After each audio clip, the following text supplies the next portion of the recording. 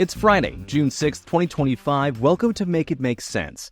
I'm Grant Herms. So this week isn't the interview that I was actually planning on running for you all. It's one of these things where, scheduling conflicts come up and the person that I had on deck for this week just couldn't get it worked out. So you'll get that next week. But I think that actually worked out for the better in a little way, because with yesterday's episode about Musk and Trump falling out and Elon Musk leaving the White House, I've been thinking a lot about what his legacy, his time in office, or in and around the office, I should say, will mean for the future of America and the world.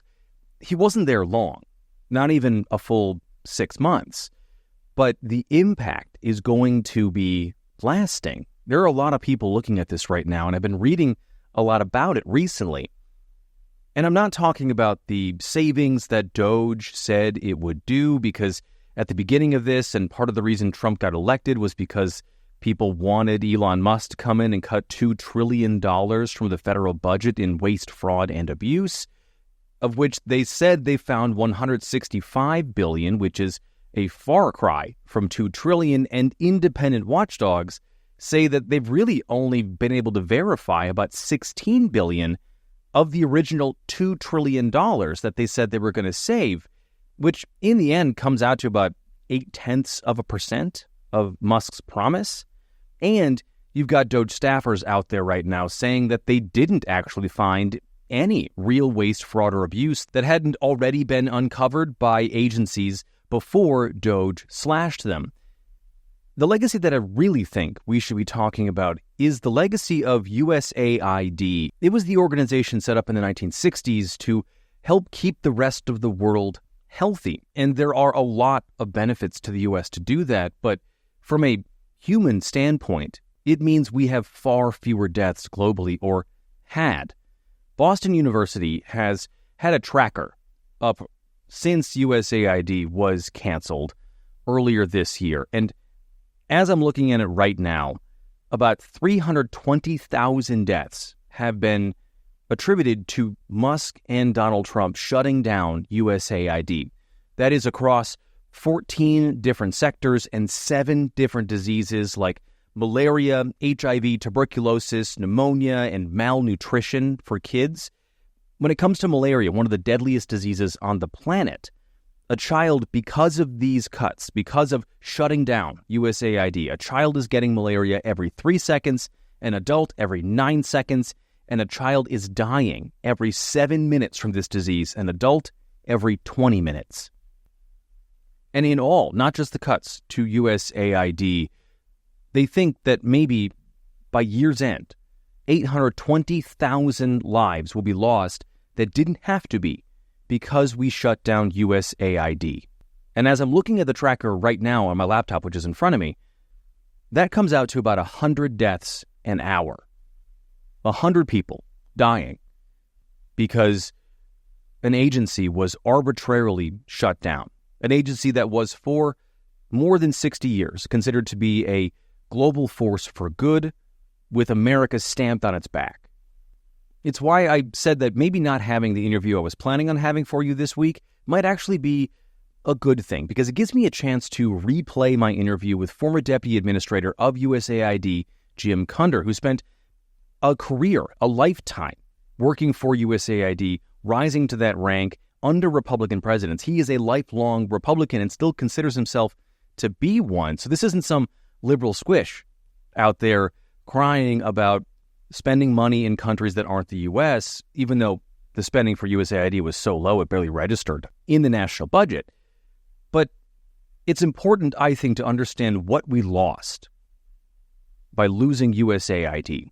And yes, the deaths. And yes, the cases of things like HIV and malaria and tuberculosis around the world, which the U.S. has been known for decades to be stopping in a lot of these countries. But also what we lose in power and respect and diplomacy on the world stage that were just arbitrarily cut. And I think when history looks back at the second Trump administration, and there's a little blip about Elon Musk in it for the first 5 or so months, it's the cutting of USAID that will likely be the thing that people talk about a lot. So, with that being said, before we get to the interview, please rate and review the show, whatever podcast app you're listening to this on. Make sure you're following or subscribed there and on YouTube, and sign up for the Make It Make Sense Substack. Paid subscribers get access to all sorts of great content. It is just $5 a month. And as always, share the show on social media. It's MIMS Newspod, MIMS Newspod, all one word on every platform.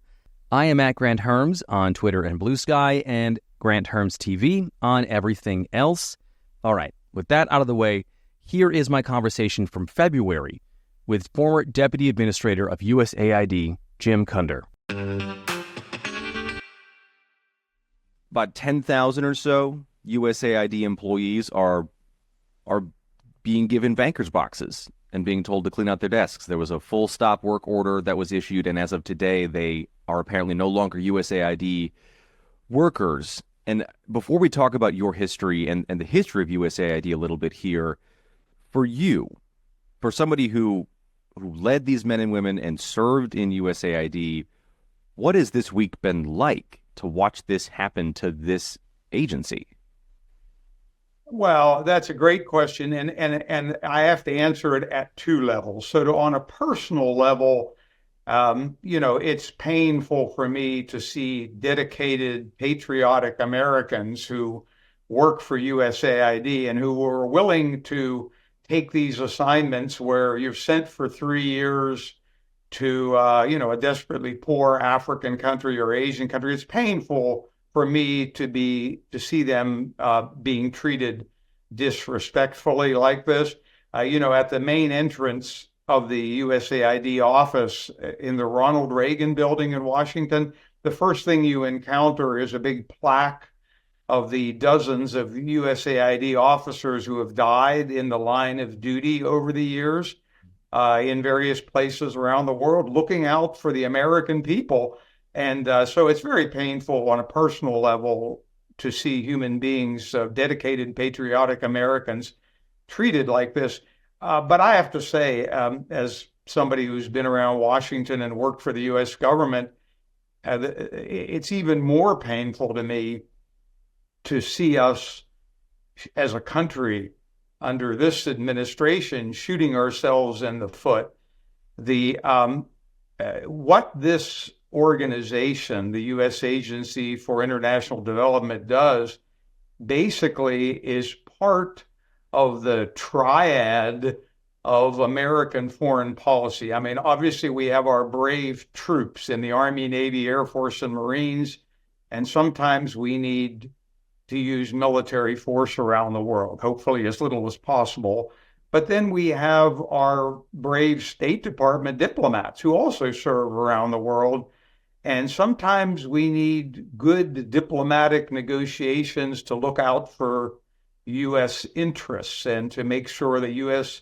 business is treated fairly and so forth. And then the third leg of the stool, or the third part of the triad, is our soft power, our foreign aid program, which is used to show people around the world that we as Americans care about them and want them to be better off in life.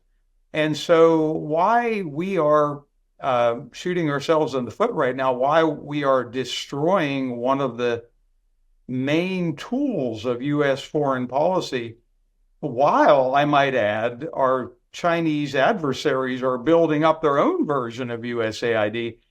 That's extremely painful for me as an American, because I think our children and grandchildren, if this stands, if the Congress lets this change stand, will be weaker and less able to look out for America's interests around the world.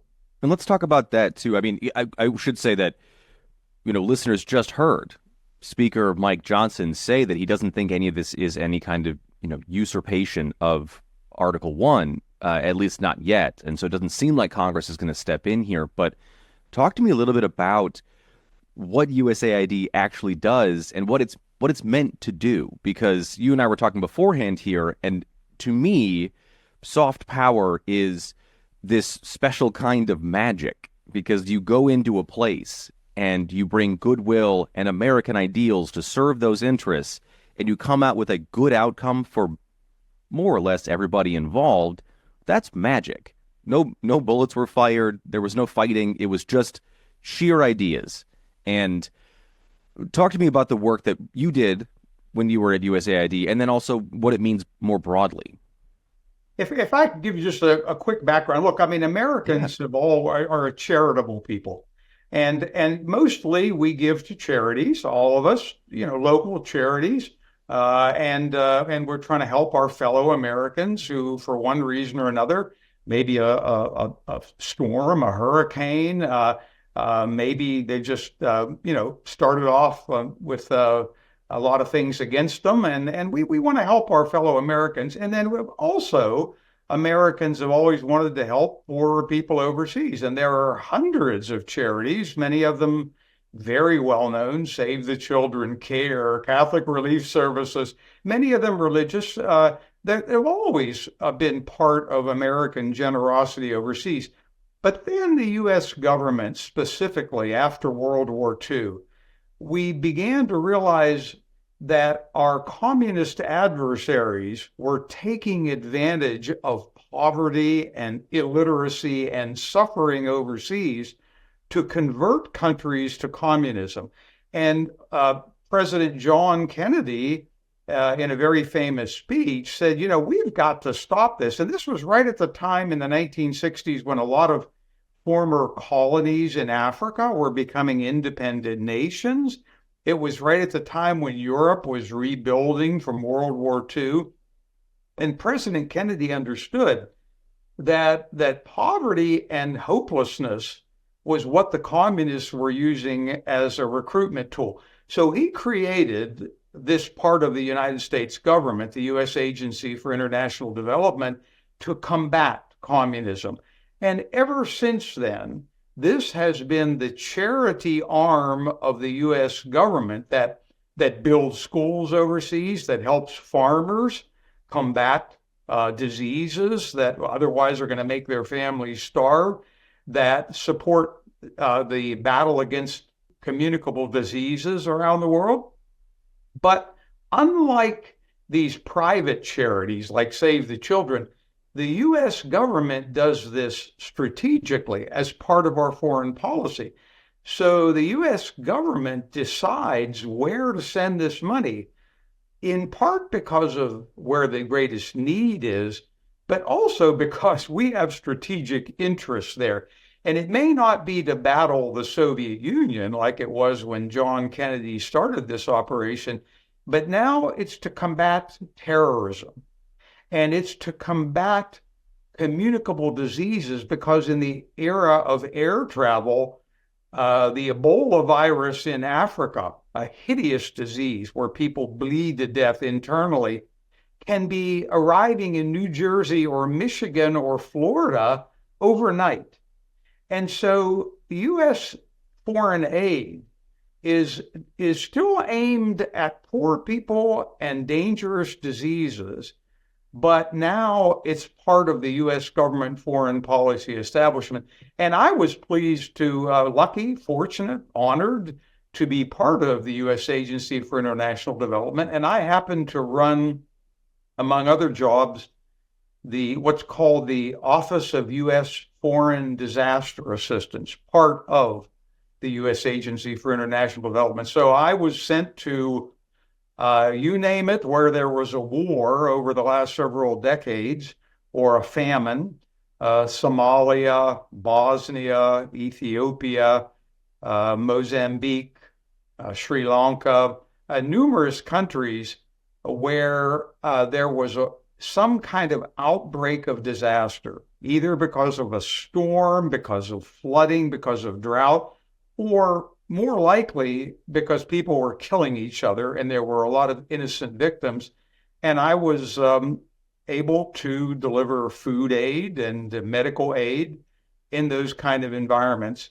And I also was fortunate to be named by President Bush to be the deputy administrator, that is to say, the number 2 person running USAID. So I've done this on the for the U.S. government for a number of years, and that's basically what we're trying to do with USAID is help people, but help them in a way that supports U.S. strategic interests around the world. Yeah, and I think we should split up some of these interests too in interests of things like health, and then also some things that are about that idea of sort of staving off our adversaries. And because I do want to talk about the Chinese push here as well.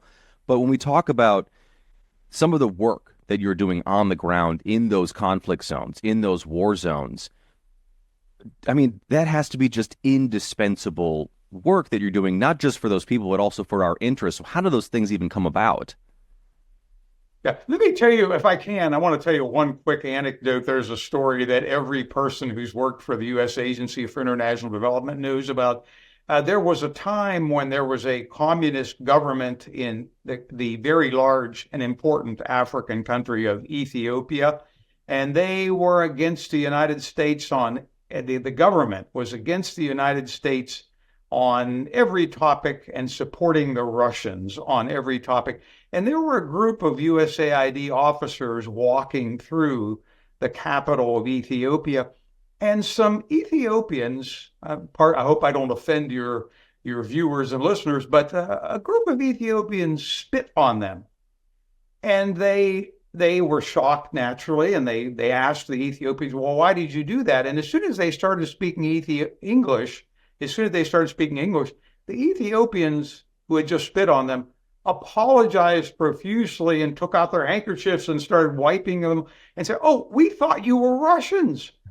And while the government was opposing the U.S. government on every topic around the world, the people understood that through the generosity of the American people, food aid was reaching Ethiopia and medical aid was reaching Ethiopia.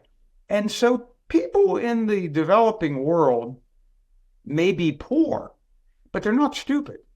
And they understand that when the American people are helping them, word gets around very, very quickly. And so that always struck me as an example of what we're talking about here.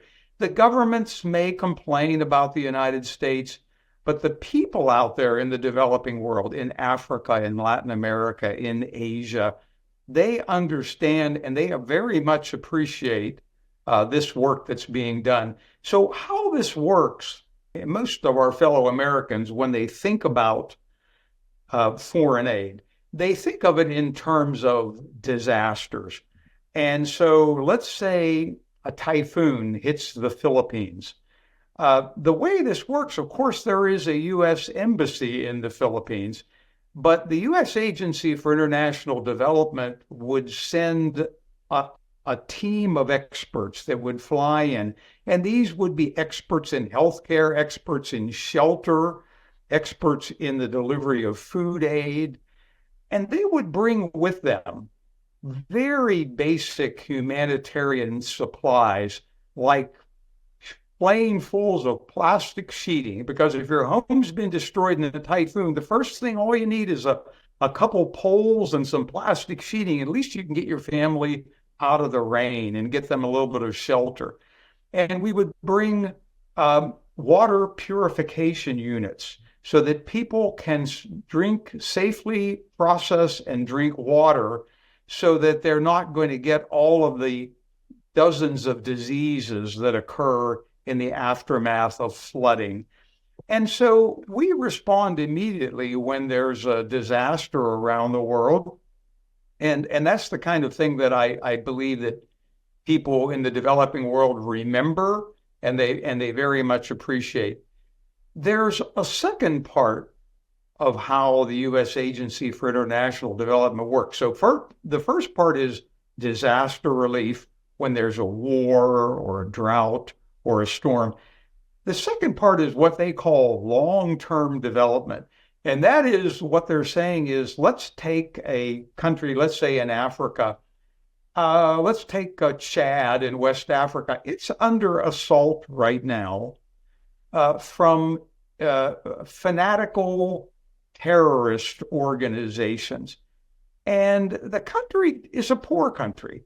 It doesn't have a lot of resources to battle the terrorists, and the terrorists can recruit people because of ancient ethnic hatreds in the country, because of poverty. And the kinds of programs USAID would run, for example, there in Mali or Chad, a couple countries in West Africa, are programs to help teenagers who can no longer afford to go to school. And the reason they can't go to school is because, unlike our public school system, there you have to buy a uniform and you have to buy your own books because the government doesn't have enough money to supply the books. And there are people who are so desperately poor, they can't afford a couple books. And so now what do you have? You have out of school teenagers who know they are not going to be able to get an education. They're feeling hopeless. They know they're not going to be able to get a job. And what are they? They are prime recruits for terrorist and extremist organizations. So what is USAID doing in that country? They're investing in getting these teenagers back in school so that they have a half a chance in life, maybe to get a decent job. But from a U.S. strategic investment, we're undercutting recruitment by terrorist organizations. So those are the two kinds of things that I was fortunate to be able to work on. Right. Both the emergency response and the long-term systems change in these countries. And that is the thing that I mean when I say the magic of soft power, is that you've got this thing that is giving these kids, like you said, a halfway decent chance at having a job and a productive life in their country, and then also serving our interests here to keep Americans safe. It is nothing short of miraculous work, to be honest. And in that same idea, shuttering these programs across the world. I mean, one of the things that was a headline yesterday that listeners will have just heard is USAID workers had to just leave things like clinical trials for drugs and for medical devices, some of which were already in the bodies of people. And this is happening across the board in those things, in the things like we just talked about, undercutting terror recruitment. So what are we losing here by not having these people working? And then we can move on to the idea of what happens when we have to ramp these things back up. But let's talk first about what we're losing and what we're risking by walking away. The majority of USAID officers are assigned overseas. The U.S. Agency for International Development employees are assigned overseas. And they take assignments like our military personnel. They are assigned to an African country or a Latin American country or maybe Central Asia for 2 or 3 years at a time. They go, they learn the customs, they learn the language, they understand how to work with the local people, and then they help deliver the kinds of assistance we're talking about, educational or healthcare or democracy training programs. And what happened, so let me be honest. I mean, I've worked for a long time with USAID. Almost all of these employees, they understand, they're all patriotic Americans. They understand that we have elections, new presidents get elected. Whoever comes in is going to have different ideas about how to run foreign aid. They salute, they understand, they change the direction. So the Democratic administrations tend to like family planning programs overseas so that people can choose what size family they want to have. The Republican administrations tend not to be so supportive of these kinds of programs. And these people are professionals, these employees, they change with the times. And so it is completely understandable that a new Trump administration comes into Washington, things are going to change. Policies are going to change. Leaders of the agency are going to change.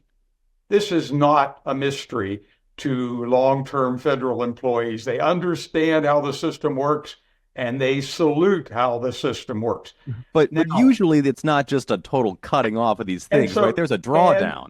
And so what happens normally, you are exactly right. So what happens normally is a new leadership cadre comes in at the top of the agency. They sit down with these long-term technical experts, agriculture experts, family planning experts, healthcare. Say, okay, look, guys, how have you been doing it? Here's how we want you to do it. We want you to shift this now.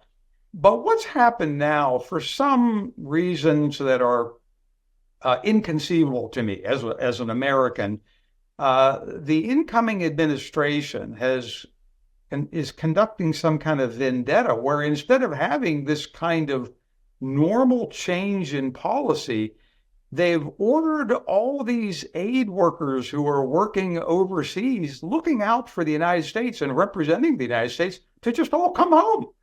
And this means that food produced by American farmers that was shipped overseas is sitting on docks. It's going to rot on the docks. And healthcare programs where people were in the middle of receiving vaccinations against polio, all of a sudden the programs are just going to stop and children are going to die of polio. And now, as I said earlier, on a personal level, these brave Americans, patriotic Americans, their lives are being completely disrupted. I mean, they've sold their house or rented their house. Their children are in school somewhere, and it is just, in my view, inconceivably disrespectful to patriotic Americans who are just doing the duties they were assigned to do. But it's almost inconceivable, and it's unlike what's happening now under the Trump administration is unlike any presidential transition I've seen in the last 25 years. Of course, things are going to change. Of course, the Trump administration will put its policy in place. Of course, the Congress will change funding because it's a Republican Congress rather. All that is understood. But this vicious attack on an institution that is part of the U.S. foreign policy apparatus around the world, this vendetta and destructiveness and shooting ourselves in the foot, as a number of observers have noted here, they are celebrating this in Moscow. They are celebrating this in Beijing. They are celebrating this in Iran and celebrating it in North Korea, because we are just cutting off our nose to spite our face and disrupting one of the primary tools of U.S. influence around the world. Which does lead me to the next thing here, is that if we leave, power abhors a vacuum, right? And that means that those countries you just listed, if they have the means to do it, and there are several on that list that do, are going to swoop in here to try to pick up where we left off, which from a U.S. policy standpoint, from an American security standpoint, that's not the thing we want.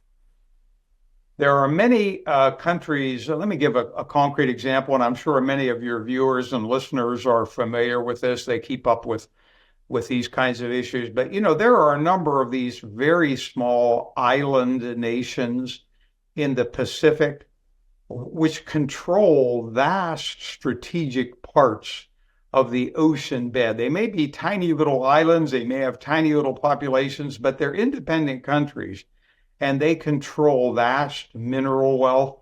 The Chinese have been in there furiously trying to win these countries over, offering them police support, offering them military support, offering them financial support.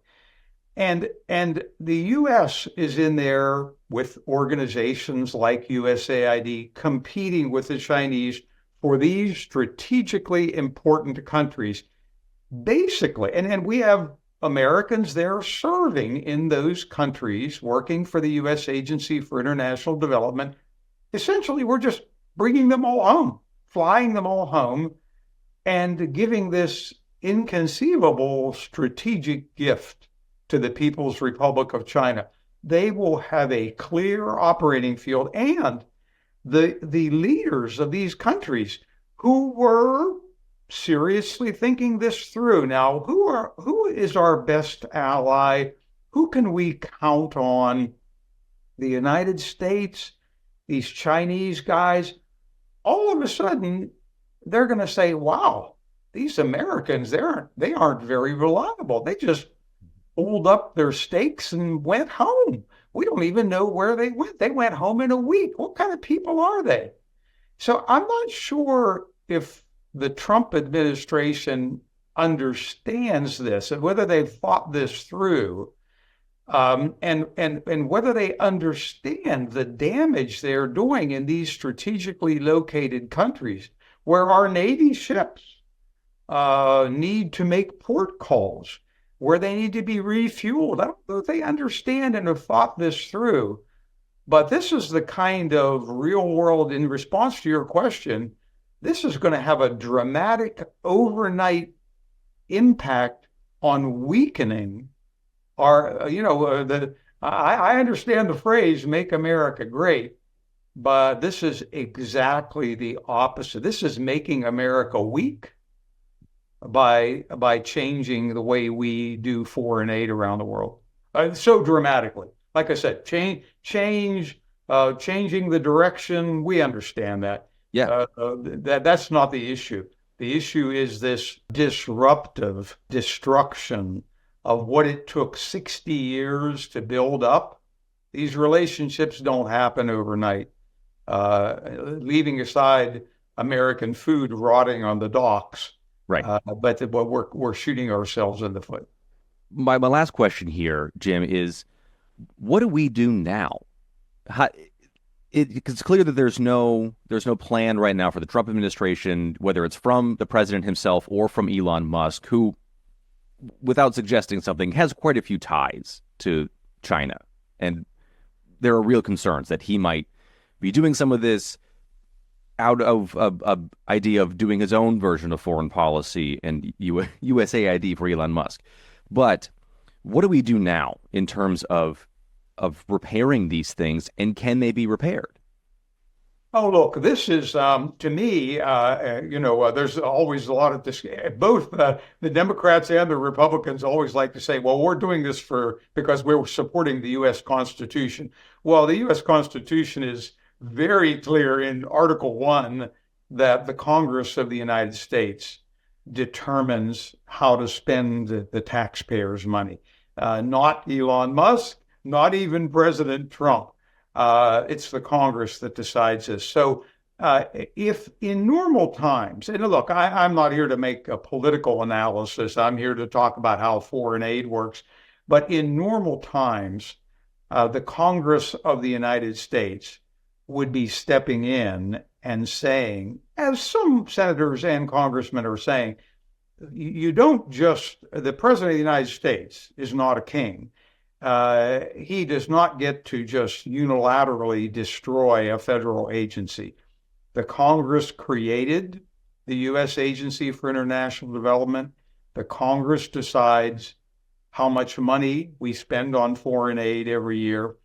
And in normal times, the Congress, Republicans and Democrats working together, would be stepping in and saying, whoa, let's slow this train down. Let's hold some hearings. Let's think this through a little bit before you willy-nilly start just destroying a federal agency.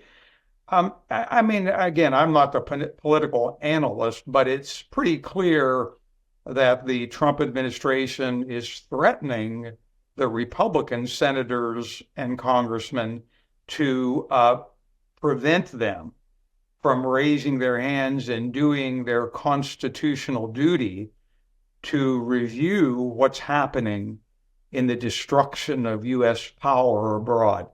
So my answer to average Americans, whether they're Republicans, Democrats, or whatever, is to call their congressional offices, their senator's office, their congressman's office, write a letter, send an email, call. Calling is always the most important thing. I had the good fortune of working on Capitol Hill for a while for a Republican member of Congress, and so I know how this works. People listen. All I would say is if some of your viewers and listeners think that this is an important issue, call the congressman. Just ask the congressmen to do their jobs, to just slow this train down a little bit.